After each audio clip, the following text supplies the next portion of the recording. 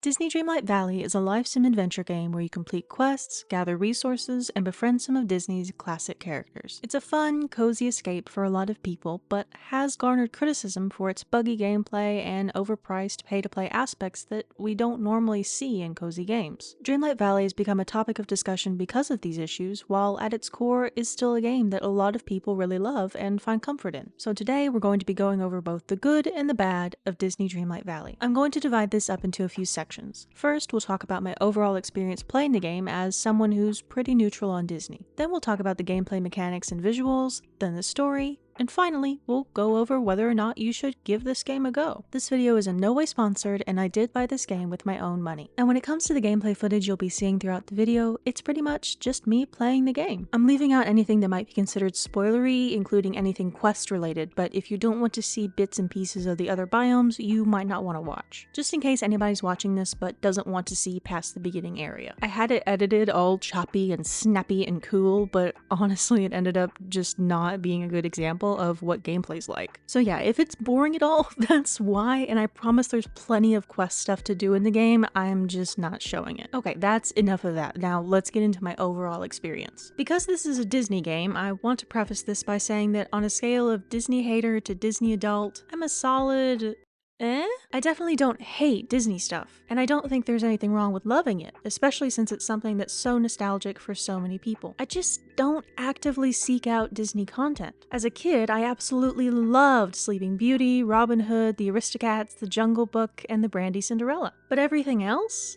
As far as I know, I could kinda take it or leave it. As an adult, I still love those movies and have that nostalgic attachment to them. But are they my favorite movies of all time? No. And that's okay. All of that is to say, I went into Dreamlight Valley wanting to see if I could enjoy it without having a nostalgic connection to the characters that are currently present in the game. Overall, I would say that the answer is yes. My lack of connection to the characters definitely did not make me dislike the game. While they retain their personalities and reference their own backstories from time to time, the actual storyline of the game is separate enough from those characters' backgrounds that it didn't seem to hinder my enjoyment in any noticeable way. There was no instance where I thought to myself, you know, this sucks, and it wouldn't if I'd watched blank as a kid. However, I will say I absolutely think that having a connection to the characters would vastly improve my experience of the game. I think that's unavoidable, and honestly that's not even a criticism of the game. It's marketed as Disney, so obviously if you love Disney, you're going to like the game more than someone who doesn't like Disney or is ambivalent towards it. Overall, I like the game. It's cozy, the valley's full of decorating potential, and perhaps most importantly, there's almost always something to do. You can spend several hundred hours in the game, be done with the story so far, have decorated your valley, and still be working on completing the achievements. And with the way Scrooge's shop is time-locked, it may take you months of daily checking to get all of the items you want. On top of that, the developers are consistently releasing free updates that include major chunks of story, new characters, and possibly new biomes. You can play this game until you get burnt out and set it down for a while, but a few weeks later they may release an update, and it just might renew your interest in the game. In this video, I want to talk about the issues with the game while still pointing out the parts that make this game worth playing. Because the criticism the game's receiving right now is definitely warranted. Things are very overpriced, and bugs are incredibly common, to the point where it's a little surprising they weren't fixed prior to release. The game is still technically in early access, and that is important to note, but it's still a game that people have paid money for.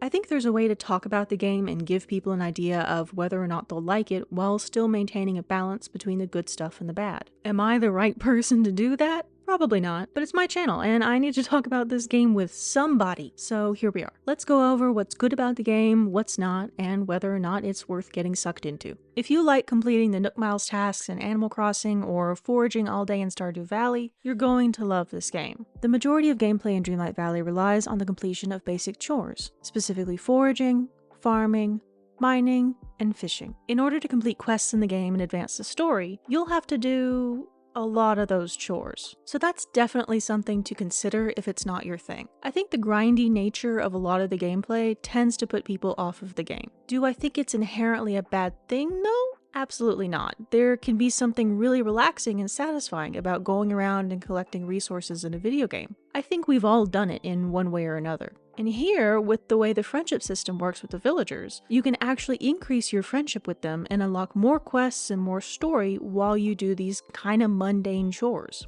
I think it's a cool mechanic, it's just something that I think a lot of people might not like. It just flat out takes a while to do some of this stuff. It definitely isn't something where you can sit down and blow through the whole story and quests in one go. Trust me, I've tried. The game absolutely forces you to pace yourself at least a little bit, and that's kind of what I want to talk about next. A number of things are time-locked in Dreamlight Valley, like quests, getting some of the animal companions, a Scrooge's shop, and a lot of holiday-related stuff. This means that, unlike Animal Crossing, where you can change the data of your device and access pretty much whatever items you want whenever you want, you actually have to wait for real-time hours, even days sometimes. And if you do try to time travel in this game, it will very likely result in that save file pretty much breaking. Scrooge's shop will never refresh, you won't be able to harvest crops, etc. And this seems to be another point where, at least to me, you'll either love it or hate it. If you have to have instant gratification in video games, or if you've played a lot of Animal Crossing and have gotten used to it and don't think you can live without it, there is honestly a good chance you won't like this game.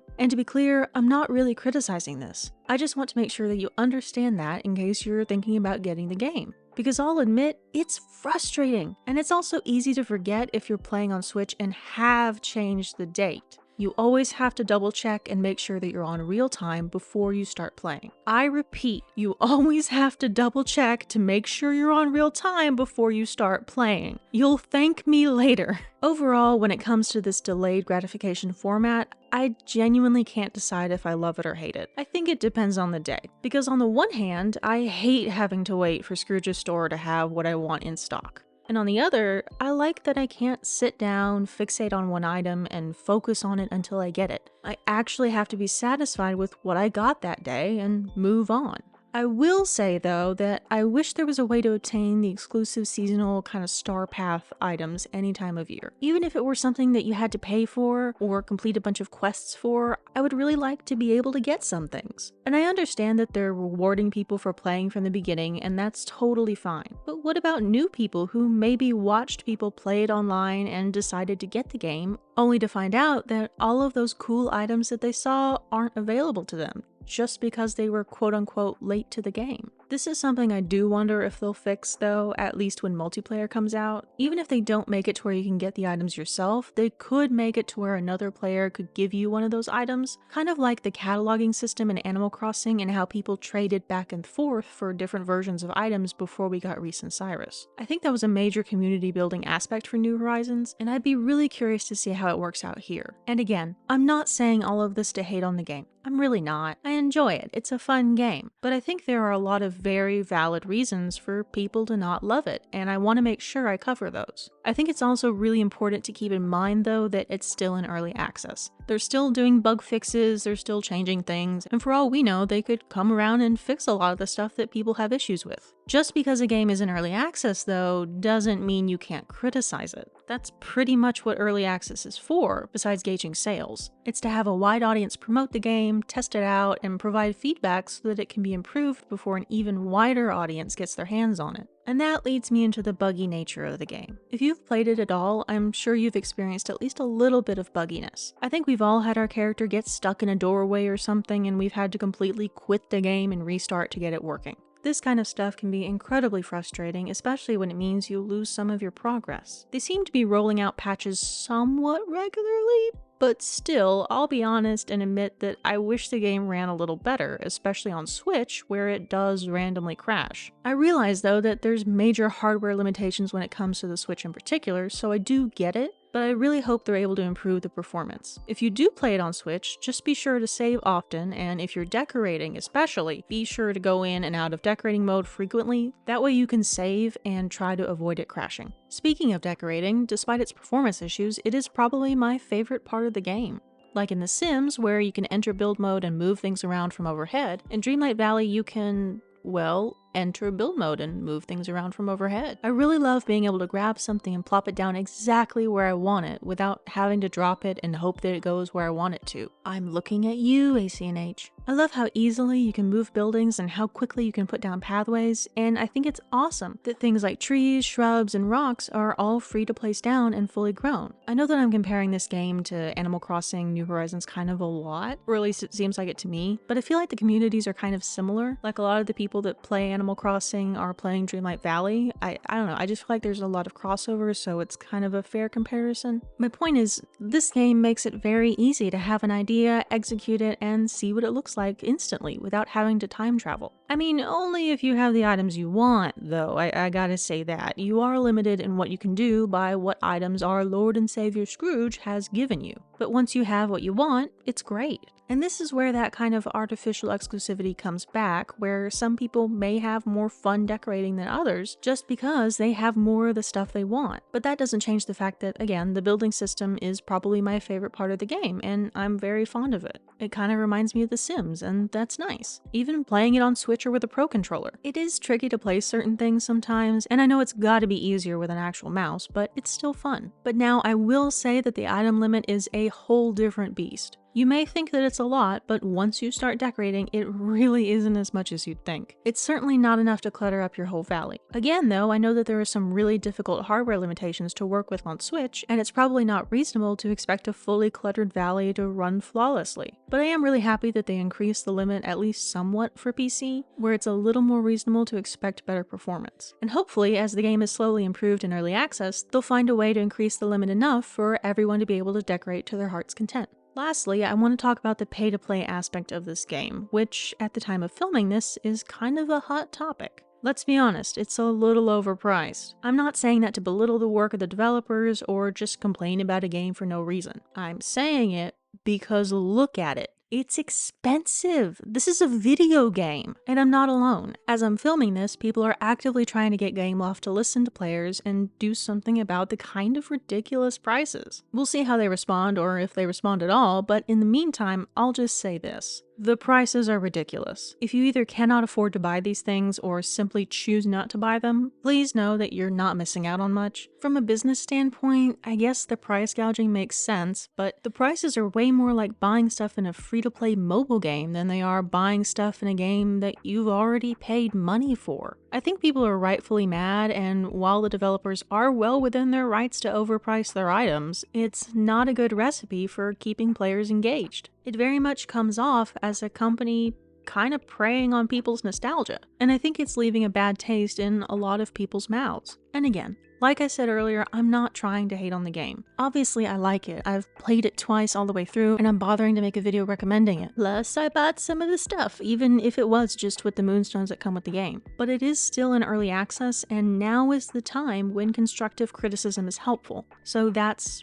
kind of what all of this is. The chances of someone from Gameloft seeing this video are very, very, very low, but in general, I'm kind of trying to sum up some constructive criticism while also talking about the parts of the game that I really like. That way, if you're thinking about playing this game, you maybe have some kind of reference for whether or not you might like it. So yeah. Overall, when it comes to gameplay, I'd say that it's a fun time, but you do have to be patient and you do have to be willing to pick a lot of flowers and hit a lot of rocks, repeatedly. And you have to be comfortable with there being paid items and expansions in the game. But if you like those things, or don't mind them, then yeah, you'll probably have a genuinely awesome time. Before we move on to the story, I want to quickly touch on the game's visuals, which is a very subjective thing, so bear with me. Just to start out, I want to say that I am very much a visual person when it comes to video games. I wish I wasn't, because I'm probably missing out on a bunch of games I'd really like, just because I don't like looking at them, but here we are. If an art style isn't something I like, then I don't really want to look at it for hours and hours on end. That said, I was very hesitant to play Dreamlight Valley because there was something about the animation style that I just didn't like. It looked very Disney-ish, but a little off somehow, so I wasn't really sure I wanted to play since I already knew that the newer Disney animation style wasn't totally my thing. And if it is your thing, that's awesome.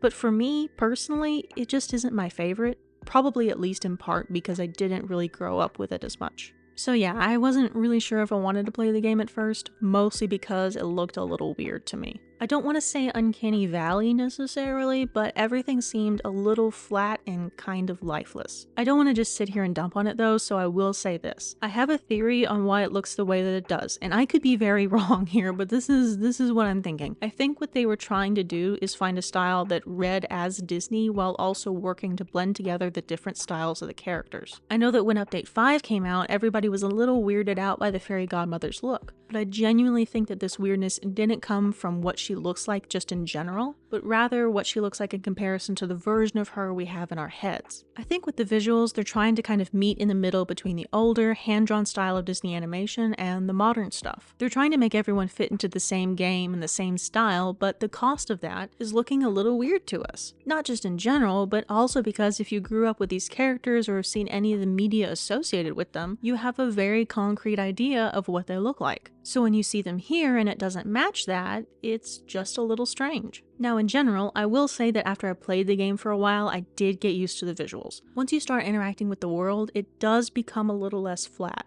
Did it become my favorite style of animation? No. That's just personal preference. But it definitely doesn't weird me out anymore or negatively impact my experience of the game. And I will say that when it comes to the actual furniture items, I generally like the way they're done. There are some really pretty furniture items in the game, and while they're not hyper realistic or anything, they fit the style nicely, and you can create some really cool builds with them. Overall, I'd say that unless you absolutely can't stand the art style, which I totally get, try not to let it completely put you off of the game. Try watching some gameplay videos for a while and see if you get used to it, especially with decorating. You might be surprised. Now on to the story. As I'm filming this, Update 5 has come out and the Remembering storyline is wrapped up. I'm going to try not to give any spoilers for the ending here, I'm just going to talk about the story as a whole. And I think if you're watching this video, you probably have some idea who the Forgotten is and everything. If you don't want to hear about this stuff though, pause this video right now and please go ahead and skip forward to the next section. I'll give you a few seconds. Okay.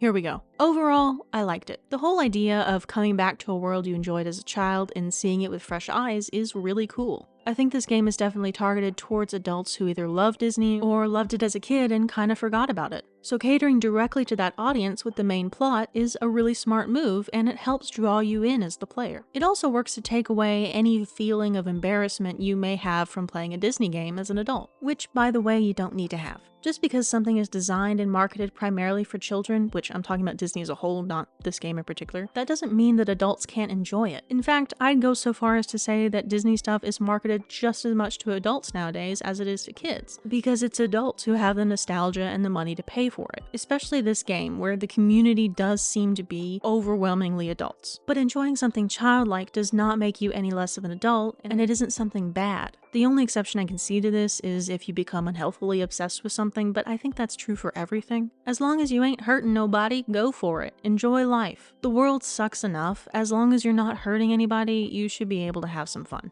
I think I went on a little bit of a tangent there, but my point is that I think the storyline so far fits the audience really well. And I will say that I like how the quests associated with the characters don't just revolve around their own backstory, or at least you don't need to know something about a character in order to befriend them and move forward in the game, which is great for people like me who either barely remember some movies or just flat haven't seen them. I know I talked about this towards the beginning, but at no point did I feel like my experience was soured by not knowing a certain reference or something. They're the same characters that we're familiar with, but the story of the game is self-contained enough that they can exist just inside of it if you know nothing about them. Now when it comes to the end of the first chunk of the story, like I said, I don't want to give any spoilers in case you haven't played it yet, but I will give a warning that I think is important, and when the update came out, I saw a number of people say that they wish they'd had some sort of warning for what happens. The ending is about healing and friendship and support. Overall, it's a really nice message, but if you have experience with depression or the feelings of loneliness and confusion that can come with it, just kinda go in prepared. It's nothing truly terrible, but it may hit a little close to home, so just a fair warning. It does end well though, it just may be a little jarring in such a lighthearted game. Before I move on to my final thoughts on the game, here's a quick TLDR for what I just went over.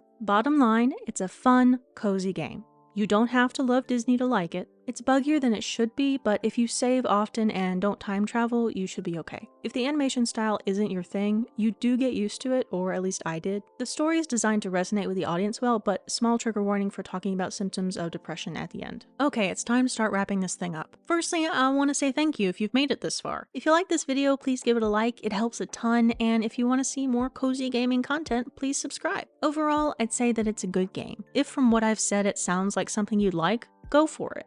And if it doesn't, don't. These are just my personal opinions on the game, and I like watching videos like this, so I thought it might be helpful to somebody. If you have any specific questions about the game, or if there's something I didn't cover, please leave a comment and let me know. And I'm sure that I've missed a bunch of stuff in this video that I should have talked about. But for me, at a certain point, if I don't call something finished, it's never going to be done. I'm sure as soon as I post this, I'll think of something I forgot to say, so who knows? I might end up making a part 2 or something. But for now, these are my thoughts. When it comes to the premium shop prices, as of filming this video, they are ridiculous. If you can't afford it or just don't want to pay it, don't. You're not missing out on anything crucial. But do keep in mind that some people enjoy buying stuff in games, or maybe already have a bunch of moonstones that they want to spend on certain items. If you want to see some of the stuff in action, a bunch of creators have made videos showing off items, and that can help you decide for yourself. Basically, what I'm trying to say is, the criticism of the game is completely warranted, but we should let everyone play the game how they want to play it. Ultimately, this is a video game. It's a personal experience. Everyone should feel free to enjoy the game and play it how they want to. If you're someone who loves this game despite the pay-to-play aspect, please don't let this discussion sour your experience or ruin your happy place. And if you're someone who's pissed about the pricing, I get it. It's definitely weird and a little bit off-putting to see this kind of pay-to-play format in a cozy game. I think it's mostly seen in kind of more MMO games, but yeah, it's kind of weird, and I do hope they'll kind of adjust it at least a little bit to fit more what the cozy gaming community is comfortable with. In the meantime, I'm gonna keep trying to get that Tangled furniture for however long it takes. Like I said in the beginning, if you like Disney, you're probably going to like this game. And if you hate Disney, you're probably not gonna like this game. If you're ambivalent, it's kind of a toss-up. It really just depends on the type of gameplay you enjoy and what pacing suits you best. But yeah, I really hope that this video was at least a little helpful, and I know it may have sounded like I was criticizing it a lot, but mostly I just wanted to give you an idea of what you're getting into. I think there can be a weirdly sharp divide between people loving the game and hating it, but there's also a group of people who are just kind of ambivalent about it. So this video's for y'all. If you are thinking about buying it, I'd suggest watching some gameplay videos first to kind of get a good idea, and just go with your gut. And that is going to be it for this video. Thank you so much for watching, it really does mean a lot, and like and subscribe if you want to see more cozy gaming content. Anyway, I'll see you later. Bye! Dude, this video took way too long to make. The game's fun, but I time traveled in my Switch save and fully broke it, so I've been trying to kind of speed run this save on Steam Deck. FYI, it does run better than on Switch, so that took forever, but then I was like, oh, well, I'll just make a review video because I've got all this footage and it's good editing practice. But then that took so much longer than it should have, and only when I was almost done did I realize that it really wasn't a good example of what the gameplay was like, so I scrapped it and refilmed some stuff, and boom, now we're here. I could have done this all in like a weekend. I just overthought it. Dude, I'm so tired, I'm just gonna go work on Shamrock.